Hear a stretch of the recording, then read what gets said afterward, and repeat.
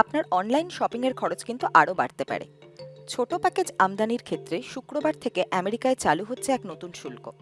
বিশ্বের বৃহত্তম অর্থনীতির এই দেশে আগে $800 মূল্য পর্যন্ত শুল্ক লাগতো না, বলা হতো ডি মিনিমিস এক্সেম্পশন, কিন্তু এখন তা অতীত। 50% পর্যন্ত শুল্ক বসানো হতে পারে আমদানিকৃত জিনিসের উপরে। আরও করা হবে কাস্টমসের নজরদারিও। ব্যক্তিগতভাবে উপহার বা দরকারি নথি যদি $100 কম হয় তবে শুল্ক লাগবে না। আমেরিকায় কম খরচে পণ্য রপ্তানির উপর নির্ভরশীল বহু ছোট ও মাঝারি ব্যবসায়ী, তাদের জন্য এটা বড় চ্যালেঞ্জ। ব্যবসার মার্জিন কমে যেতে পারে, সময় লাগবে জিনিস পৌঁছতেও। ইউরোপের নানা ডাক বিভাগ ইতিমধ্যেই আমেরিকায় পণ্য সরবরাহ বন্ধ করে দিয়েছে। তাদের দাবি, এই নয়া শুল্কনীতি স্পষ্ট নয়। চীনা ই কমার্স সংস্থা যেমন শিন বা টেমুকেও এই বিষয়ে ভাবনা চিন্তা করতে হবে। উভয়ই মার্কিন ক্রেতাদের কাছে কম মূল্যের পণ্য সরাসরি পৌঁছে দেয়। নয়া নীতিতে তাদের আমেরিকায় ওয়্যারহাউস বানাতে হতে পারে, বাড়াতে হতে পারে দামও।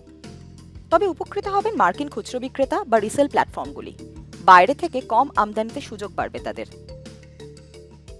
মোদ্দা ব্যাপার, এই নয়া শুল্ক আরও পাল্টে দিতে পারে আমেরিকানদের কেনাকাটার অভ্যাস।